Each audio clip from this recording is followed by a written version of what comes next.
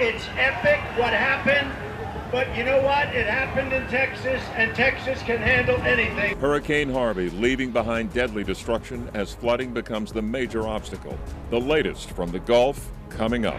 This U-Haul may look empty now, but it's actually full of hope for a pair of local law school graduates who want to do their part to help in the recovery from Tropical Storm Harvey. After a 6-year-old child was hit by a speeding driver on this road almost 3 years ago, people still have not slowed down, and the parents are fed up.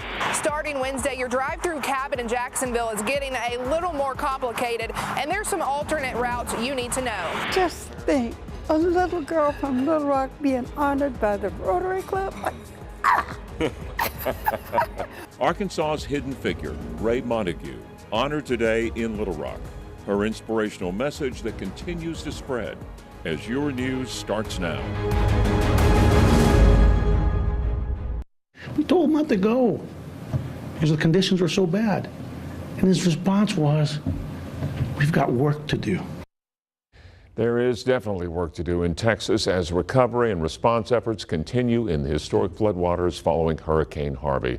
One of the multiple deaths in the Houston area, Sergeant Steve Perez of the Houston Police Department, he died trapped in his flooded patrol car. Thank you for joining us tonight. I'm Craig O'Neill. Denise has the night off, and we start with Chief Meteorologist Ed Buckner. Harvey, still an issue, and now it looks like it's going to bother Arkansas to an extent. It does. I think a good part of eastern Arkansas will see the brunt of what Harvey may bring. And I've got the 10 o'clock numbers from the Hurricane Center to pass on to you right now. The storm is still a strong tropical storm, winds of 50 miles an hour, and it's just kind of sitting there spinning off the upper Texas coast. The latest coordinates look like this. Winds are 50 miles an hour. It is moving to the northeast at 6 miles an hour. So it has kind of taken a little bit of a jog up. This storm has been very erratic, but currently it is still moving off to the northeast. And the farther east it goes, the better the chances of it missing most of the state. This is a new track put out by the Hurricane Center, and it does show the storm again moving mainly to the east of Arkansas. But eastern parts of the state will see some pretty heavy rainfall amounts. I'll have those numbers for you coming up in just a bit. All right, thank you, Ed. And we've got some more numbers to share with you. At least 3,400 water rescues reported yesterday. That'll go up as the days wear on. FEMA says at least 450,000 Texans will need disaster assistance relief. That's 6 times the number of people that can fit in the Georgia Dome. Wind damage claims could reach as high as $6 billion.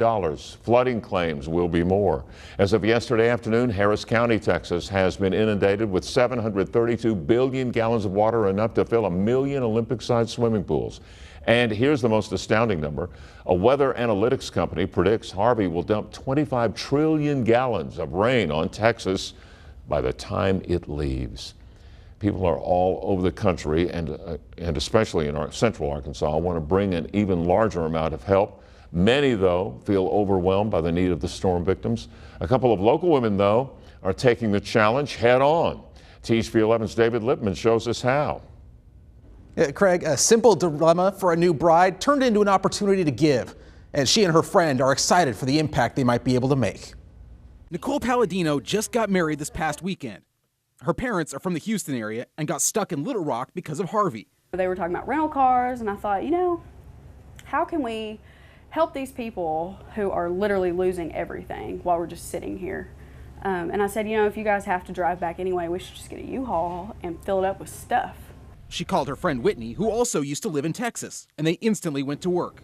We've actually talked quite a lot about just some things we can get involved in. Like she said, we're doers. They called friends, businesses, and the pledges rolled in. They hope to fill every inch of their 16-foot truck by the end of the week. We had this one truck, and we have hopes to fill it, you know, to its brim, but we have the resources and know people if we needed to rent another truck or another truck. Like if we have a need for it, we'll fill it and get it moving down there. They went to law school together, and they've talked about volunteering, but they're not rescue workers, they're not community organizers. They say it doesn't take a superhero to make a difference. If you want to do it, you can. And each person has their thing of how they can serve. And so mine may not be monetary or hers, or maybe not even time like some people have, but I feel like ours, and it confirmed what I thought, is just kind of organizing, getting it together. They hope the roads will be cleared by Saturday, so they can show all the people stuck in shelters how much Arkansas cares about them. Our task is to kind of get it together, and whatever we can do, if people have it, like we will come and get it and get it down there. Yes. We just want to help as many people as possible. And if you want to help, they'll have collection boxes outside the Clinton Center for people to drop off supplies tomorrow night and Thursday night. And they'll also have boxes at the Economic Center of Little Rock. All right, David, thank you. And here at THV11, we're joining the effort to help people affected by the hurricane. Today, through our THV11 Helping Home Disaster Relief effort, you helped us raise more than $18,000 in just a few hours. Volunteers from the Red Cross, local radio stations, and our THV11 team answered your phone calls this afternoon, and we all want to thank you for your support. If you missed the phone bank today, there are still so many ways you can give. One of them is this page on THV11.com called Texas Cares. This is where you can find our parent company, Tegna's effort to support the American Red Cross. And by the way, we learned this afternoon that together, we've already raised more than $1 million corporation-wide. Well, 3 years after a boy was hit and badly injured by a speeding car, his family says drivers are still going too fast in the area despite warnings from police. Tonight, 11 listens, and THV11's Melissa Zigowitz tells us why the family feels so strongly about speeding. Craig, thankfully, 9-year-old Damien lived through the accident in 2014, but today he's not allowed to play in his front yard off of Gifford Road because his parents are afraid what happened to him 3 years ago could happen again. There is no doubt children love to bike and run around their neighborhoods.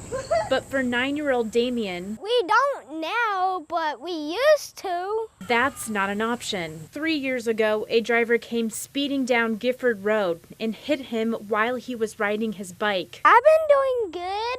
I have to go to an eye appointment. Damien still has some pain where he was hit, but since the accident, drivers on the road have not slowed down. They average anywhere from 35 to 40 miles an hour. Neighbor Terry Wade says the county judge lowered the speed limit from 25 to 15 miles per hour after the accident. It's posted on both ends. All you got to do, just slow it down. After the accident 3 years ago, the parents put up their own signs telling people to slow down because children are at play, but people still don't seem to get the message. The Hot Spring County has 2 deputies per shift to patrol over 650 square miles. We go out there as much as we can. It's just we don't have the manpower to station somebody out there. And while drivers continue to speed up, children like Damien are still playing in their yards, hoping what happened to him does not happen again. Look out for the signs and don't speed down our road. It's 15 miles per hour. Sheriff Cash with the Hot Spring County Sheriff's Office says they will cite tickets when needed, but due to other calls they get through their office, it makes it hard to patrol Gifford Road frequently.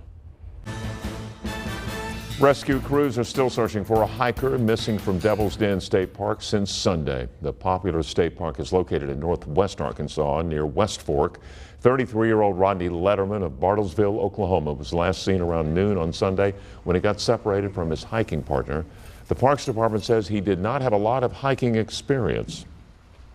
You know, they had just gone out probably 4 miles to there and then walked back. So it was an extremely difficult area that they were in. Letterman is described as 6 feet tall, 240 pounds. Crews will continue to search for him tomorrow. The Arkansas Department of Transportation launching an exciting new feature today on iDrive Arkansas. Dozens of live traffic cameras are now available for anyone to check at any time. Just head to iDriveArkansas.com and select the traffic cameras option. The number of cameras is expected to grow as the department works with other states and TV stations to include their traffic cams. Some people say driving through Cabot, Jacksonville on 167 is a traffic nightmare, and starting tomorrow, it might even get worse. THV11's Caitlin Gardenhire tells us why and how you can avoid the area. Caitlin? If your boss likes you getting to work on time like mine does, you may want to take a different route for your morning and afternoon work commute. 167 is closing in on some changes, and you won't want to be stuck in the middle. We want to give people plenty of forewarning to be more defensive driving than ever before in this situation. If you're not a patient person, You might not want to travel the interstate through Cabot and Jacksonville for the next 10 months. We're going to have 2 lanes that are 11 foot apiece, northbound and southbound, while they start the actual demolition and construction on the expansion of 67167. Jacksonville Mayor Gary Fletcher says people need to use caution when traveling through the construction zone. It's going to be a very, very tight squeeze for about a 4-mile stretch where you got concrete walls on both sides. He says people need to drive the speed limit, which is 55, and in one spot towards the end of the zone, it goes to 45. They've gotten over 2,000 tickets since the spring right here just behind me because of people speeding. And I'm talking about 10 and 15 and 20 miles over speed limit, some even a lot more than that. The mayor also wants to stress don't stop in the construction zone if you get into a minor fender bender. Drive past the construction zone to a safe spot so you don't hold up traffic. He suggests for people to take alternate routes if they can. They can hit 107, go the back way and hit the back gate that way. A lot of people can hit 89, go through Furlough. You can also take Kerr Station Road south to Graham Road and both John Hardin Drive and TP White Drive frontage roads. What we're trying to do is to reduce the odds of those wrecks happening. And again, by alternative routes, slowing down, we can reduce it quite a bit. The mayor also says when it rains, people will need to be extra careful because the water will have nowhere to go between the concrete walls, and that 4-mile stretch will more than likely flood with heavy rains. We will have a link to all the alternate routes you can take on THV11.com. All right, Caitlin, thank you. And while we're on the subject of traffic, let's talk about the Razorbacks home opener Thursday night at War Memorial Stadium. Traffic is expected to be more congested than normal. The outside lane, both east and westbound on I-630, will be used as a queuing lane for game traffic. Drivers should also expect heavy traffic along Interstates 30 and 430. Catholic High, Mount St. Mary, and Holy Souls will be dismissing students early Thursday because of those traffic changes. Still to come tonight, Ed Buckner will have a look at your game day forecast. Plus, Arkansas crews on their way to Houston. More from Hurricane Harvey next.